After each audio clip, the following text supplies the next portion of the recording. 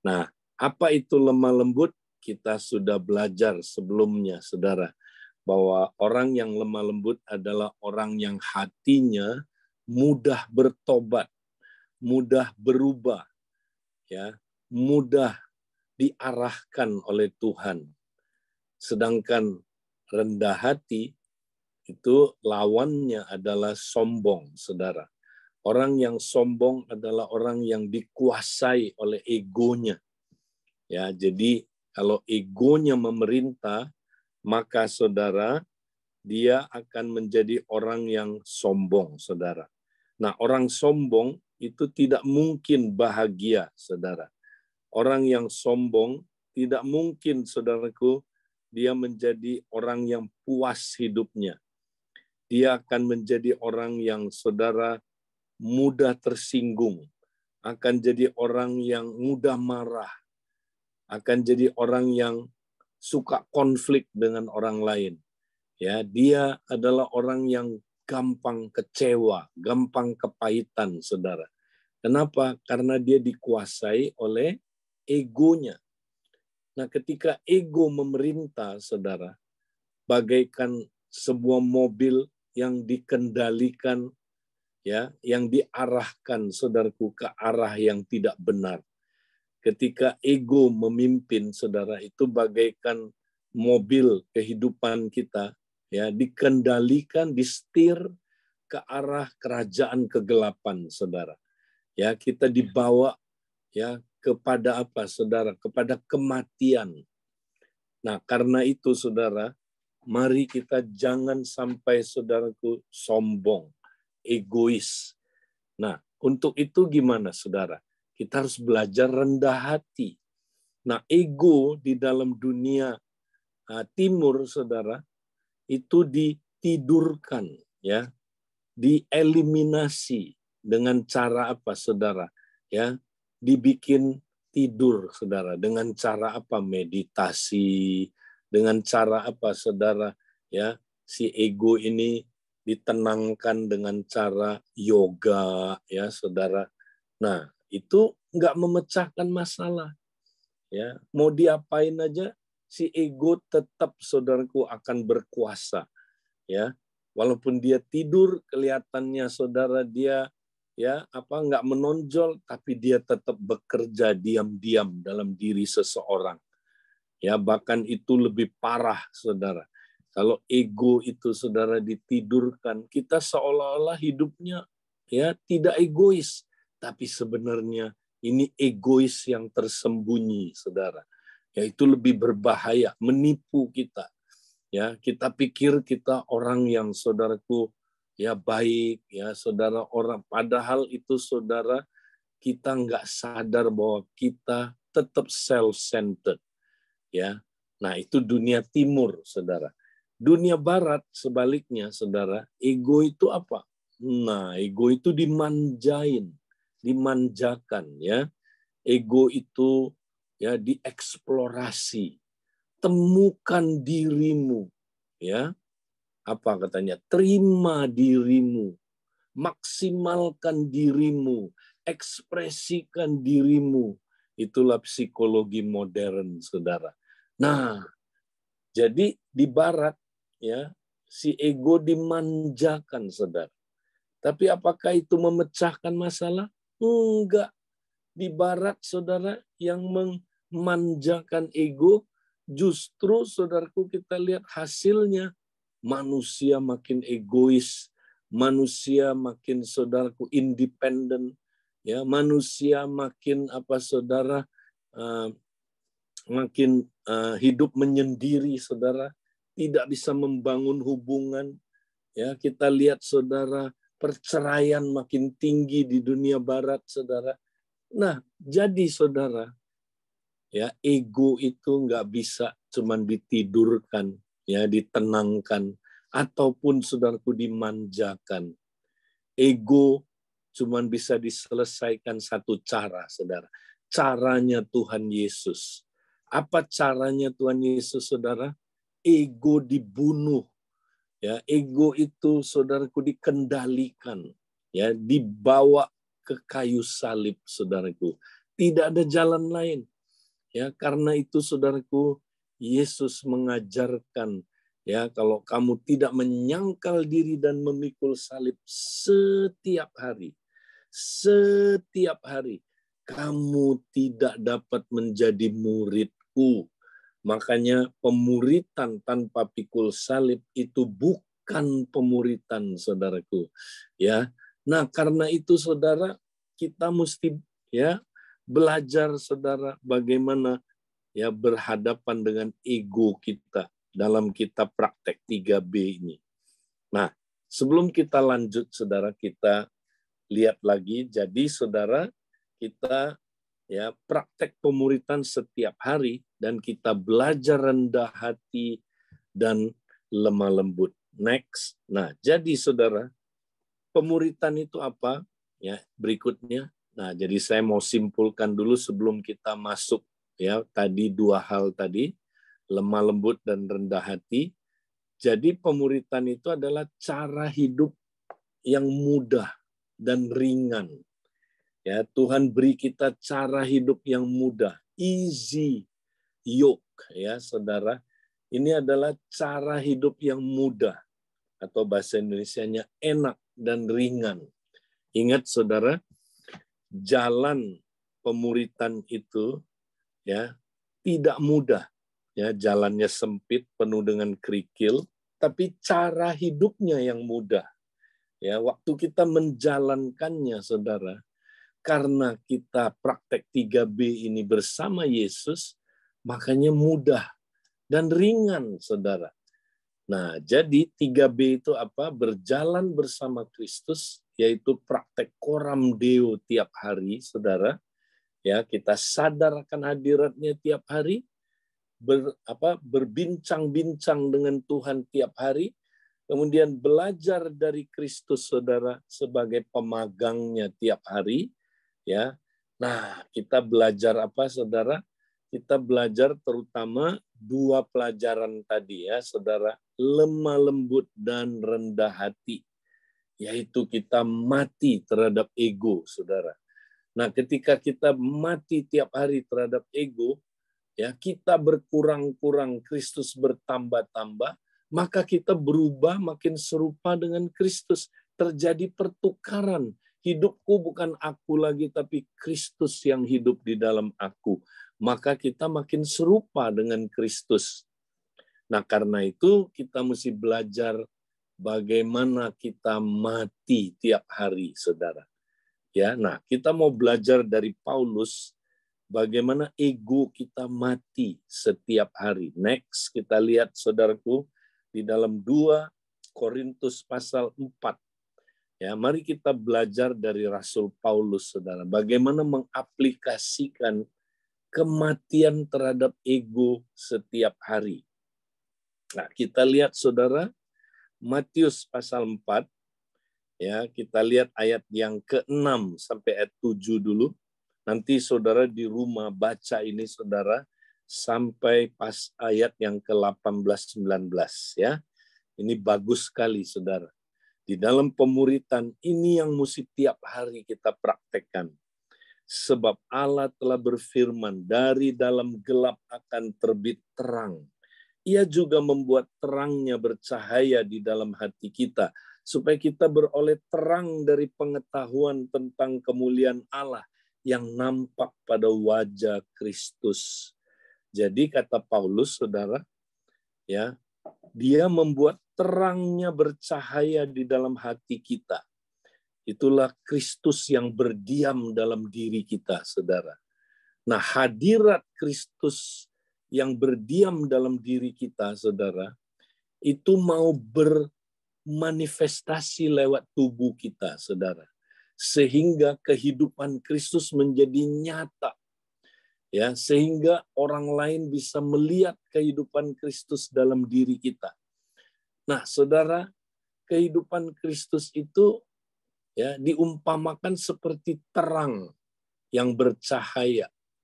Ya, itulah kemuliaan Allah yang berdiam di dalam diri kita, saudara. Ya, itu ibaratnya saudara seperti ya lihat gambar ini saudara, seperti ya harta ya terpendam, saudara. Harta ya yang ada di dalam, saudaraku, bejana tanah liat. Makanya ayat 7 dibilang begini. Tetapi harta ini kami punyai dalam bejana tanah liat, supaya nyata bahwa kekuatan yang melimpah-limpah itu berasal dari Allah.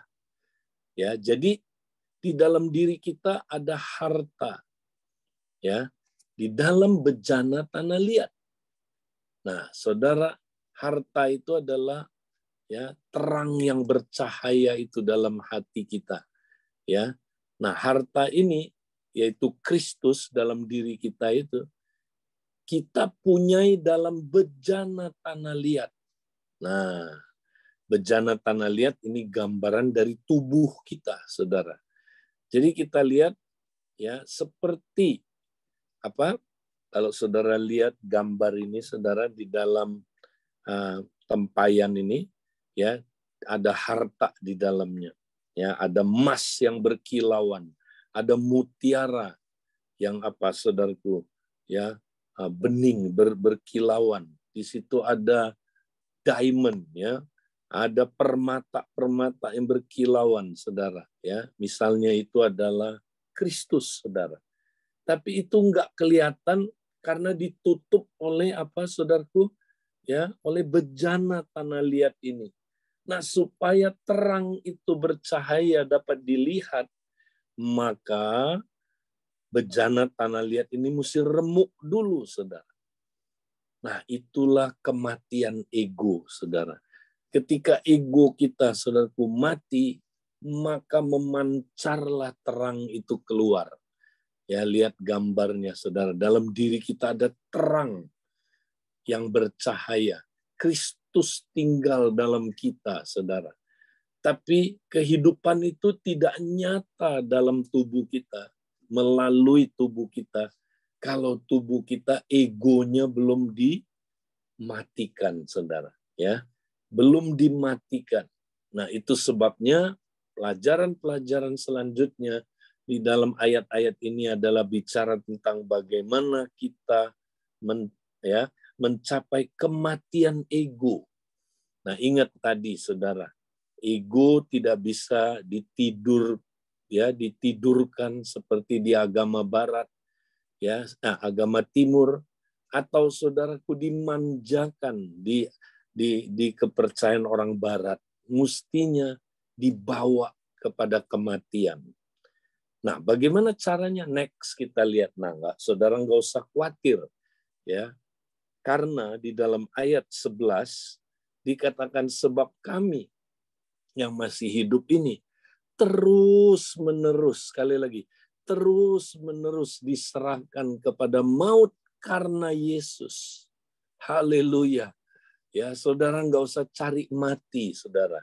Karena program Tuhan yang akan bawa saudara terus-menerus, saudara diserahkan kepada maut karena Yesus. Wow, ini luar biasa, saudara. Tiap hari, ya, kalau saudara ikut Yesus, Yesus akan bawa saudara kepada maut, saudara. Ya, Yesus akan bawa saudara kepada kematian ego. Ya, supaya apa tujuannya? Bukan supaya saudara menderita, susah, sedih, ya, bukan. Supaya juga kehidupan Yesus menjadi nyata di dalam tubuh kami yang fana ini, kata Paulus. Haleluya. Ya, ini tujuannya supaya kehidupan Yesus yang di dalam itu berekspresi keluar. Kehidupan itu dapat memancar keluar dari hidup kita, saudara. Wow. Ini dia, saudara. Jadi tujuan kematian itu adalah supaya ada kehidupan memancar dari hidup kita. Jadi kalau saudara nggak mati, saudara nggak mengalami hidup, ya. Karena tanpa kematian tidak ada kebangkitan, saudara. Ya, itu sebabnya, saudara, kita mesti belajar mati tiap hari, saudara. Ya, supaya apa, saudara? Kita mengalami hidup Yesus tiap hari, nyata dalam tubuh kami, tubuh kita, dan melalui tubuh kita ini, saudara. Nah, itu bagiannya Tuhan. Tiap hari saudara diserahkan kepada maut. Ya. Nah, bagian kita apa? Ah, kita mundur ayat 10. Ayat ini bilang apa? Ini bagian kita. Kami senantiasa membawa kematian Yesus di dalam tubuh kami, supaya kehidupan Yesus juga menjadi nyata dalam tubuh kami. Nah, bagian kita, saudara, adalah kalau Yesus bawa kita kepada kematian, ya, bagian kita apa? Mati, kan? Nah, bagaimana cara mati? Nah, nggak usah bunuh diri, saudara, nggak usah. Ada orang pikir, ya, pikul salib menyangkal diri itu bunuh-bunuh diri kita. Mati lu Edi Leo, mati. Kita pukul-pukul diri kita, kita siksa diri kita. Wah, nggak mati-mati saya Pak Edi. Ya, aduh memang ya bahasa Jawanya benar. Mati ne angel. Ya, waduh susah banget saya mati Pak Edi. Nah, kenapa saudara susah matinya? Karena saudara nggak ngerti ilmu matiologi. Ya, ilmu ya apa saudara kematian. Ya, nah caranya nggak usah bunuh diri, nggak usah. Senantiasa membawa kematian Yesus. Kematian siapa? Yesus, bukan kematian kita. Bukan. Nah, ini banyak orang salah ngerti pikul salib. Pikul salib itu dia pikir dia yang mesti mati. Enggak usah. Yesus sudah mati buat kita di kayu salib. Kita tinggal mengidentifikasi bahwa saya sudah mati bersama Kristus. Itulah cara mati yang paling efektif, saudara. Kan Yesus sudah mati, dan saya sudah bersatu dengan Yesus. Berarti saya sudah mati bersama Yesus. Saya nggak perlu mati lagi. Saya sudah mati. Secara de jure saya sudah mati. Tinggal nunggu aja secara de facto nanti mati beneran, saudara. Ya, jadi itu caranya begitu simple. Ya, tiap hari bawa kematian Yesus di dalam tubuh kita. Nah, sekarang lanjut karena waktu kita nggak banyak, saudara. Hal-hal apa yang akan dipakai Tuhan untuk menyerahkan kita tadi kepada maut, saudara? Next. Nah, kita lihat. Hal-hal apa yang akan dipakai Tuhan untuk membawa kita, menyerahkan kita kepada maut. Ya, kita mundur sedikit lagi. Baca ayat 8 sampai ayat 9. Dalam segala hal kami ditindas, namun tidak terjepit, saudara. Nah, yang pertama, ya, Paulus bilang dia ditindas tapi tidak terjepit. Nah, ditindas di sini saya nggak punya banyak waktu, tapi saya bahas lebih singkat. Jadi ditindas di sini, ya, itu pengertiannya adalah, saudara, tekanan emosional. Ya, jadi lewat tekanan emosional, saudara, kita mengalami ya di mana Tuhan bawa kita kepada kematian ego, saudara. Ya, jadi tiap hari saudara akan alami tekanan-tekanan emosional. Seperti apa, saudara? Nah, contoh-contoh ya, tekanan emosional ini, saudara direndahkan orang, saudara dihina, ditinggalin orang, ditolak, wah, pokoknya dikritik. Nah, munculkan perasaan-perasaan emosi ya, saudaraku, yang tidak nyaman. Ya, sebenarnya itu cara Tuhan membawa saudara supaya saudara sadar, saya egonya belum mati ya. Oh, saya perlu mati. Ya, karena apa, saudaraku? Kalau saudara dihina, ditolak ya, wah, kemudian marah, saudara, kemudian saudara ya kesel, kepahitan sama orang itu. Nah, itu tandanya saudara masih egois. Ya, nah itu dibawa Tuhan supaya saudara sadar, saya ternyata egonya belum mati. Ya. Nah, saya perlu mati hari itu, saudara. Jadi lewat tekanan emosional. Nah, yang kedua, kami habis akal namun tidak putus asa. Ini tekanan apa, saudara? Ini tekanan mental. Jadi tiap hari ada aja hal-hal yang Tuhan bawa saudara kepada apa, saudara? Ya, supaya saudara tidak bergantung kepada si ego, tapi bergantung kepada Tuhan. Ya, saudara. Jadi dia izinkan terjadi ada hal-hal yang saudara kayak begini, udah nggak mampu. Aduh, Pak Edi, saya mah udah habis akal nih. Nah, itu akan terjadi, saudara, dalam hidup kita. Tuhan izinkan hal-hal yang demikian. Ya, mungkin dalam sisi saudara, ya, dalam hubungan, dalam keuangan, ya, dalam peristiwa-peristiwa hidup ini, saudara bilang, ya, kalau orang Hokkien bilang bohwat deh Pak Edi, saya udah bohwat, ya udah bingung mau bikin apa, habis akal. Nah, itu caranya Tuhan bawa saudara kepada kematian ego. Ya. Kemudian selanjutnya, kami dianiaya namun tidak ditinggalkan sendirian. Nah, dianiaya ini tekanan apa, saudara? Tekanan sosial. Ya, kalau saudara percaya Yesus dianiaya, sebab orang yang mau hidup beribadah harus menderita aniaya. Itu baru Kristen sejati, saudara. Kalau saudara nggak pernah dianiaya, wah, jangan-jangan palsu itu Kristennya. Ya, saudara, dianiaya, ditolak, ya, dihina, saudara. Ya, nggak diinginkan kehadirannya, dianiaya, saudara. Nah, itu Paulus alamin, saudara. Ya, saya juga ngalamin waktu percaya Tuhan. Bahkan sampai sekarang terus-terusan dunia menganiaya kita, saudara. Ya, karena kita bukan temannya lagi, kita adalah, saudaraku, ya, musuhnya dunia, makanya kita dianiaya.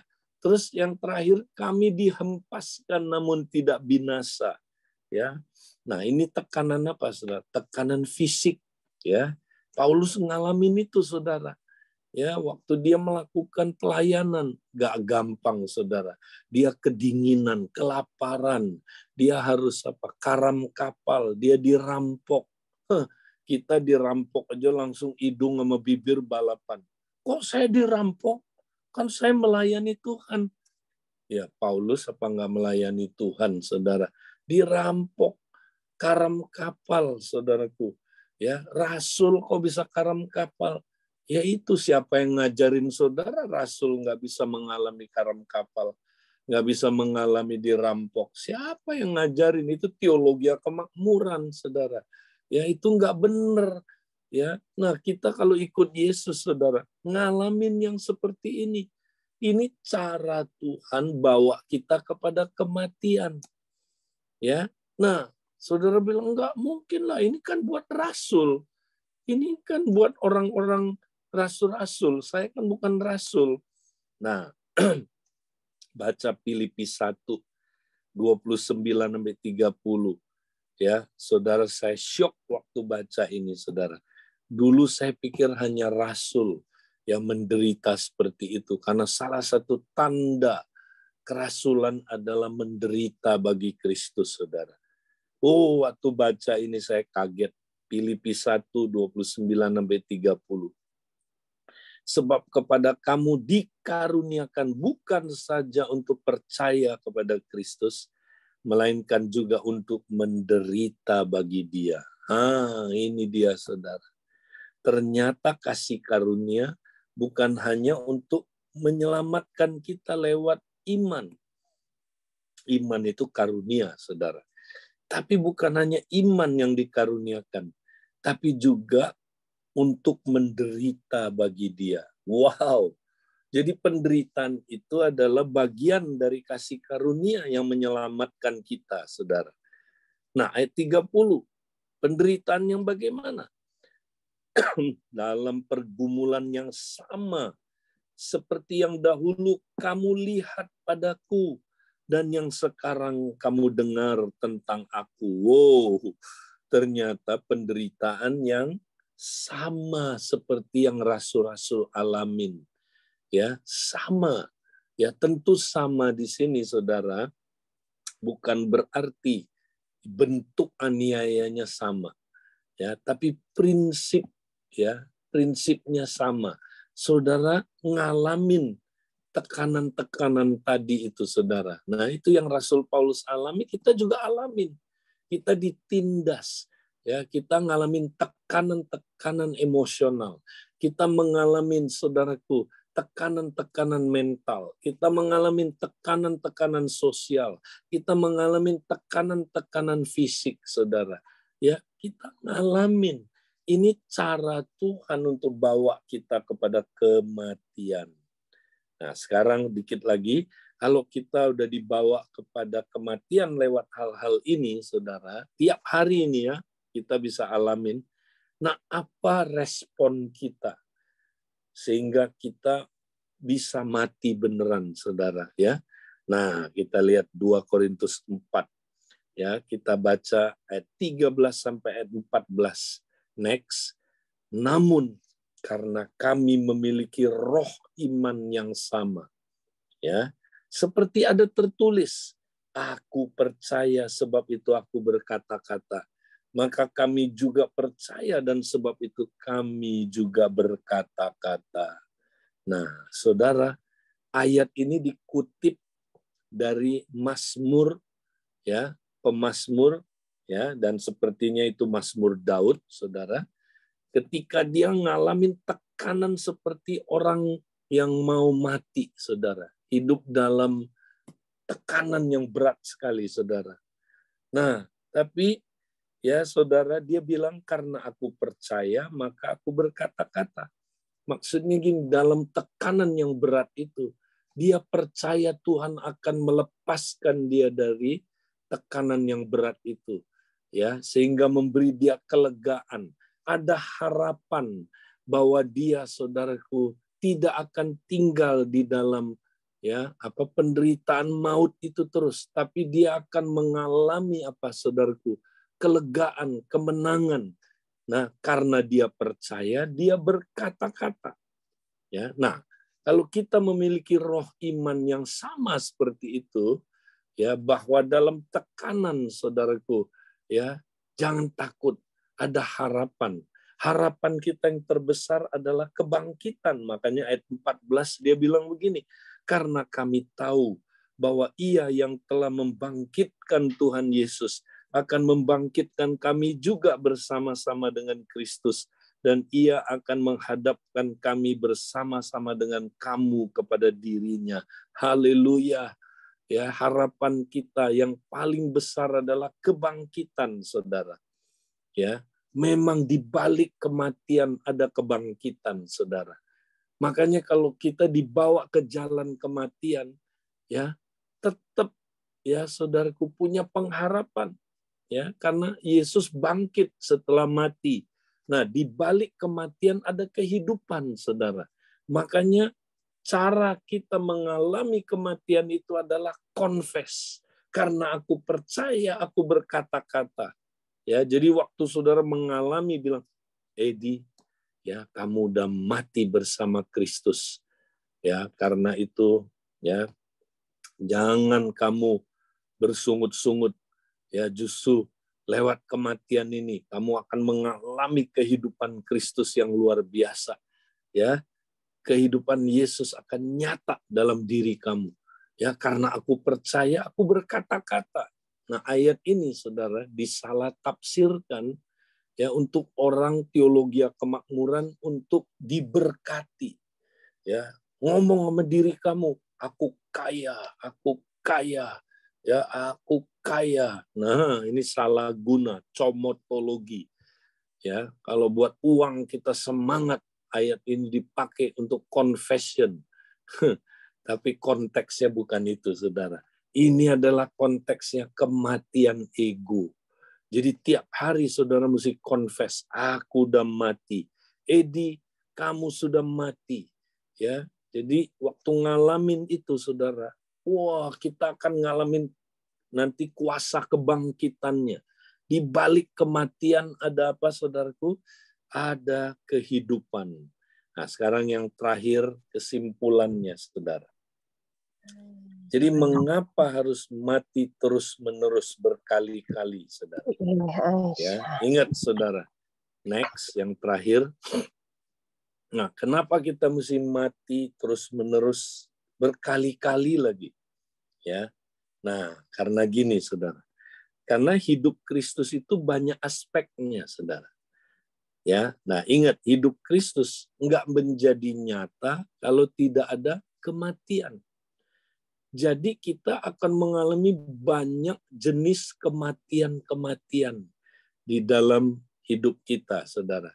Supaya ya kehidupan Kristus juga nyata dalam banyak aspek hidup kita. Misalnya, ya suami istri, saudara mau mengalami kehidupan Kristus nyata dalam kehidupan suami istri. Nah, kalau mau harus ada kematian di situ, saudara. Makanya Tuhan izinkan kita suami istri ada konflik, saudara. Itu tujuannya apa? Supaya kalau kita responnya benar, saudara, kita memikul salib, menyangkal diri di area itu, saudara. Kalau kita mati, wah, kehidupan Kristus nanti muncul dalam kehidupan suami istri. Ya, dalam kehidupan keluarga sama, harus ada kematian-kematian di area itu. Dalam kehidupan bisnis kita, dalam kehidupan saudara, ya, pekerjaan kita, dalam kehidupan segala aspek. Makanya banyak jenis kematian yang mesti terjadi. Tiap hari ada kematian-kematian kecil yang Tuhan izinkan terjadi, saudara. Ya, banyak aspeknya. Ya, jadi nikmati aja. Kalau saudara ikut Yesus, Yesus bawa saudara kepada kematian-kematian kecil tiap hari. Tapi ada juga kematian-kematian besar. Ya, saudara, ya itu mungkin ya ada hal-hal yang Tuhan lagi bentuk kita, saudara, dalam area tertentu. Ya, nggak apa-apa, nikmati itu, saudara. Nah, alasan kedua kenapa kematian itu harus terus-menerus. Ya, karena kematian itu adalah sebuah proses. Lihat, orang mati kan nggak langsung mati, saudara. Secara fisik aja orang kalau mati pingsan dulu, kemudian seperempat mati, habis itu setengah mati, ya, habis itu koma, terakhir baru koit, ya kan, saudara. Nah, jadi kematian itu proses sama. Kadang-kadang, saudara, ada dalam hal tertentu ego kita itu, saudaraku, wah mati ne angel, agak lama, saudara ya. Yang itu makanya Die Hard itu udah berapa seri itu nggak mati-mati dia, saudara. Karena mati ne angel. Asal jangan saudara gini, ya Pak Edi saya selalu mati sih ya. Cuma problemnya pada hari ketiga saya selalu bangkit lagi. Nah itu dia. Ya jangan kayak gitu, saudara. Ya kalau mati terus, ya ikutin prosesnya sampai saudara mati beneran.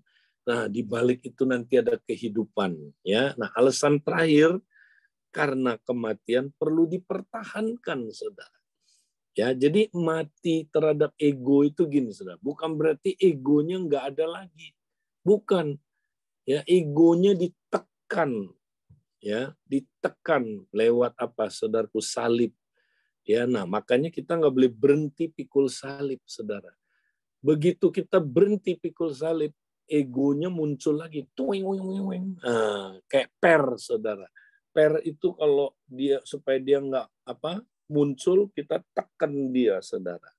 Terus tekan dia. Maka kita perlu pikul salib terus-terusan. Nggak boleh berhenti, saudara. Ya, sampai Yesus datang membebaskan kita dari tubuh kita ini, ya, yang ada egonya itu, saudara. Tubuh kita ini dibebaskan, kita dapat tubuh kebangkitan, baru kita nggak perlu lagi, saudaraku, pikul salib seperti yang di dunia ini. Selama kita hidup di dunia ini nggak boleh lepaskan salib, saudara. Nah, itulah jadi orang Kristen sejati, saudara. Jadi ini mesti terjadi tiap hari. Pemuritan, saudaraku. Itulah pemuritan. Tuhan memberkati. Saya, saudaraku, minta maaf karena harus segera ke mesbah doa lainnya. Saya serahkan kembali ke teman-teman yang bertugas. Tuhan memberkati. Shalom Bapak Ibu tubuh Kristus yang dikasihi oleh Tuhan Yesus. Kita bersyukur pagi hari ini kembali diperlengkapi, dan biarlah apa yang sudah disampaikan oleh hambanya Pak Edilio dapat kita lakukan, karena kita bukan hanya menjadi pendengar, tapi kita juga menjadi pelaku firman Tuhan. Mari kita bersatu dalam doa. Terima kasih Tuhan Yesus untuk pagi hari ini. Kami sudah mendengar kebenaran firman-Mu. Biarlah manusia rohani kami, manusia batiniah kami terus bertumbuh Tuhan, menjadi dewasa. Dan kami mau menjadi pelaku firman-Mu, untuk kami juga melakukan pemuritan setiap hari dengan melakukan 3B, berjalan bersama Kristus, belajar dari Kristus, dan berubah seperti Kristus. Dan jadilah kehendak-Mu Tuhan di dalam hidup kami, untuk kami mengalami keserupaan seperti Engkau. Di dalam nama Tuhan Yesus, haleluya, amin. Bapak Ibu, mari kita berdoa doa Bapa kami seperti yang sudah Tuhan Yesus ajarkan dengan membuka mic kita. Bapa kami, kuduskanlah namamu, Kuduskanlah namamu, datanglah kerajaanmu, jadilah di kehendakmu bumi seperti di surga. seperti di surga. Berikanlah kami pada hari ini makanan kami yang secukupnya, dan ampunilah kami akan kesalahan kami, seperti juga kami mengampuni orang yang bersalah kepada kami. Dan janganlah membawa kami ke dalam pencobaan, tetapi lepaskanlah kami daripada yang jahat. Karena Engkaulah yang punya kerajaan, kekuasaan, dan kemuliaan sampai selama-lamanya. Amin. Untuk bahan bacaan dan renungan esok pagi, kita akan membaca dari Markus 5 ayat 1 sampai 20. Biarlah kita terus taat dan setia membangun manusia batiniah kita, dan kita berjalan di dalam jalan-jalan Tuhan. Selamat beraktivitas Bapak Ibu, tetap semangat, Tuhan Yesus memberkati. Amin. Selamat kasih Edwin. Shalom semuanya. Makasih Bang. Semua. Selamat Shalom, pagi. Ambon. Terima kasih. Kali ya, selamat pagi. Pagi, Bu Yanti. Di laut kita. Yanti lagi tugas ya, Yan? Iya Kak, udah di kantor. Di sini udah jam 8 Kak. Oh iya, lebih pagi. Pagi, shalom. Halo. Ya. Izin live Kak. Iya, Halo, mari. dadah. Selamat bertugas. Ya, selamat pagi. Selamat pagi Bu Lasma, Dodi. Pagi, Bu Lia. Pagi. Bu Mercy. Selamat pagi Cilen. Terima kasih ya Bapak Ibu sudah mengikuti. Dodi udah potong rambut, Dodi. Iya, Bang. Nona lagi. Kita Thank you, ketemu Nona. lagi ya besok Yuk, ya. mari. Terima kasih. Nona, Kak Nona.